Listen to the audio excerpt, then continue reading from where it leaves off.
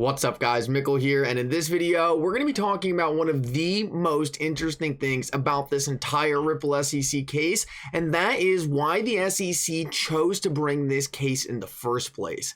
It has been completely puzzling to watch the SEC's completely disjointed strategy in this case against Ripple, and to try to wrap your head around how it could have been possible that with all the different cryptocurrency projects out there with very questionable merits backing them, how the SEC decided that the easiest case for them to win was this current case against Ripple and XRP. The longer this case has dragged on, the more obvious it has been to everyone that Ripple was trying to be a good actor in this space, and everything that was presented to them really made it seem like XRP would not be declared a security.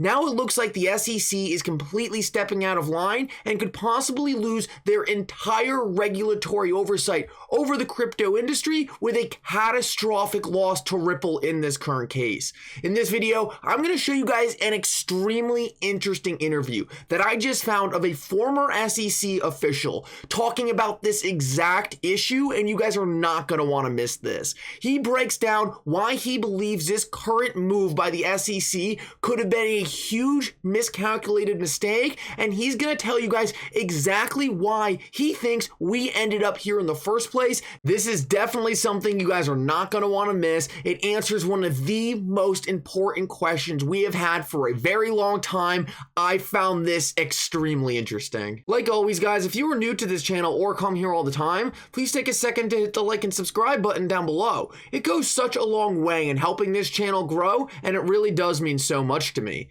If you guys are ever looking for a good place to buy some XRP, make sure to check out the link in the description below. With that said though, let's jump right into it, and I hope you guys enjoy the content.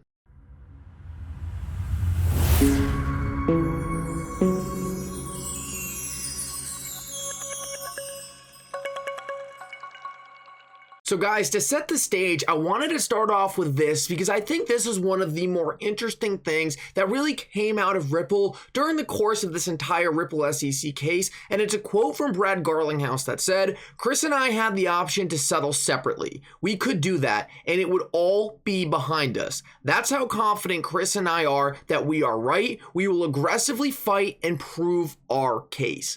Now, this is something that really stuck in my head since I first heard it said by Brad Garlinghouse, especially the way he worded it. He said, we could do that, meaning that we could settle this case right now, but they are choosing not to. They are choosing to fight it. So the question is, did the SEC ever even want to go forward with this case, or are they actually pushing just as hard to settle this thing? They just can't meet on a middle ground on what to settle the case about. What I'm going to show you guys is an interview from a former SEC official that I think is going to give us a ton of insight into what the SEC is looking to do with this settlement here and what Ripple is expecting. Now, before I show you the clip, there's one other thing that I believe we need to be paying very close attention to, and that is what Brad Garlinghouse said regarding a settlement and what his absolute demands were. Brad Garlinghouse said, "There's no scenario though that we are going to settle unless there is absolute certainty about what XRP is on a go forward basis." Now this is critical because right here Brad Garlinghouse is telling us something very important, and I want you guys to keep this in mind when I show you the clip I'm going to show you. Brad Garlinghouse says there is absolutely no way Ripple will be settling this case unless they are absolutely clear on the status of XRP going forward. And before we even listen to what this SEC official has to say, I want to point out that we can already make a very important conclusion based on these two Brad Garlinghouse quotes right here. And that is the fact that currently the SEC is absolutely refusing to give Ripple clarity on XRP status on a forward-going basis. How do we know this? We know this because Brad Garlinghouse straight up said right here that XRP clarity on a forward basis is a critical aspect of this settlement, and it will not happen without this. We also know, based on this other statement, that Brad Garlinghouse had an opportunity to settle, so I think it is very clear and very obvious that if that settlement is still on the table also, that settlement from the SEC does not include clarity for XRP. So with all that said, let's play the clip, and I want you guys to listen very closely here because I think it's going to give you guys a very good understanding on exactly where both these parties are sitting in terms of how a settlement will develop. This is extremely interesting. Nick, if you were Brad Garlinghouse, would you settle? So Brad Garlinghouse actually said that they tried to reach a settlement. I believe it was on Twitter. I think right after the case came out, and for whatever I don't think he went into specifics about why they did, why they couldn't come to an agreement. But I do believe they were trying to go for a settlement prior to the case being brought. Yeah, I mean, look, they had so many tolling agreements. They were clearly in discussions for a long time. Right. Yeah, and they published I think the Wells response. So yeah, I guess it depends on what the SEC is looking for, as Joe said. If there's a precedent for the SEC there too, because if you remember the Block 1 settlement back in 2019, I think, they said that the original EOS sale was a securities violation, but EOS at the time of the settlement was, I don't remember if they explicitly said it wasn't a securities transaction. They left it open. Yeah, they left it alone. They took the fine from Block 1, and everyone continued on their merry way. So yeah, it seems like that would have made sense for Ripple for sure.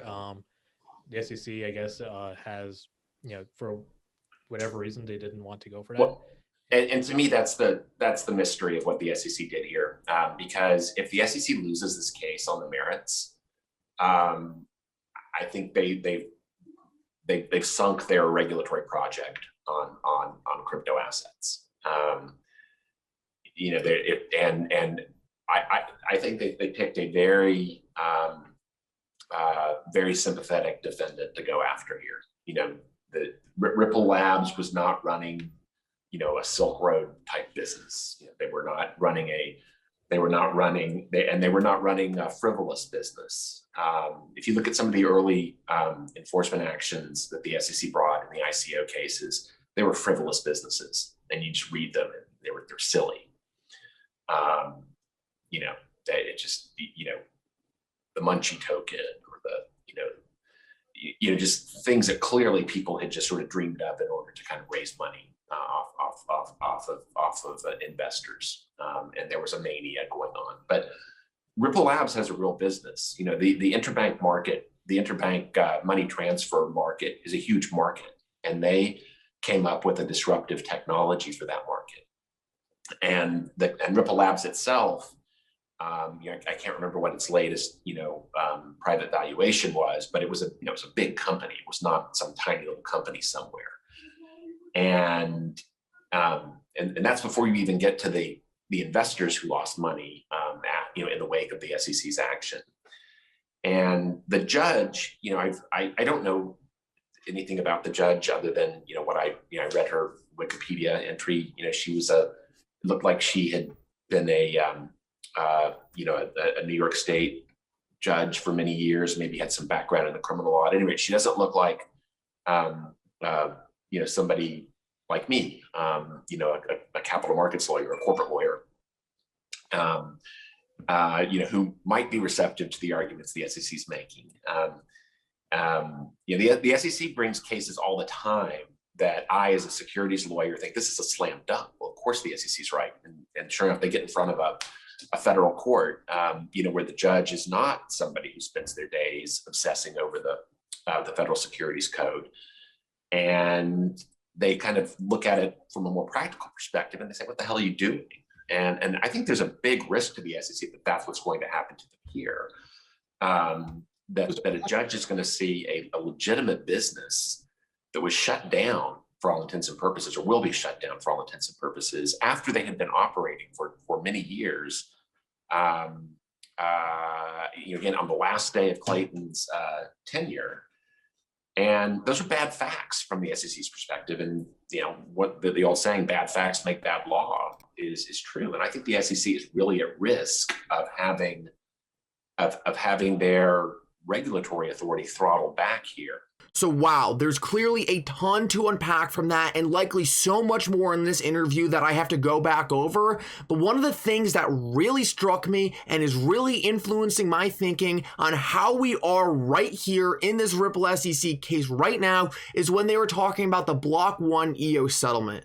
They said that when this settlement was made, the SEC made this settlement in a way where EOS admitted to early securities violations, but made no comment on the ongoing status of EOS itself. This is very likely what the SEC tried to do to Ripple, and after watching this, I am almost certain this is what happened. The SEC went to Ripple and said, hey, you violated securities laws, you need to pay a fine, and Ripple said, okay, well, maybe we'll talk about paying this fine, but we need clarity on what XRP is going forward, so you can't come back later and say, hey, you're still violating the law again without any going forward clarity on XRP. The SEC refused to make this statement, and because of that, Ripple said, you know what? We're not going to settle this case then. We know XRP today is not a security, so you can't come in here and just bully us, tell us we violated the law, but then provide us no clarity going forward on what XRP is. So Ripple said, hey, you know what? Sue us. Take us to court and we will prove to you that XRP is not a security and nothing we ever did violated the law. Well, guess what? That did not sit well at all with Jay Clayton. That pissed Jay Clayton off, and that's why Jay Clayton filed the suit and said, you know what? If you're not going to pay this fine, I'm going to say that all XRP is a security. So he filed this lawsuit out of absolute spite for Ripple, out of spite for Ripple refusing to settle this case. He was pissed that he was not able to bring Ripple in and make them pay a fine to him, and because of that, he filed a spiteful lawsuit against Chris, against Brad for multi-billions of dollars, and it didn't even have to do with fraud. The reason for that was he never had any evidence. He filed this case because he was mad that Ripple wouldn't do what he wanted them to do, and because of that, he ended up making extremely overreaching and outrageous claims and put together a lawsuit that the SEC couldn't actually win. Now the SEC is stuck in this thing because Ripple knows they are on the right side of the law. Ripple knows that the court is leaning in their favor, and Ripple knows because of this, they will be able to come out of this with certain clarity that the SEC is refusing to give them. Ripple was done playing games and was sick of messing around with the SEC. Going through the courts was the only way that Ripple could get a legal definition that XRP was not a security and their business model would no longer be in limbo. Guys, after watching this clip, this is exactly what I think is going on. I think we are closer than ever to getting the clarity we need, and it's going to make XRP the only cryptocurrency with certain clarity in the US market. Guys, thank you so much for coming. I hope you enjoyed this video. Make sure to like and subscribe. It really means so much to me. And with that, Mickle out.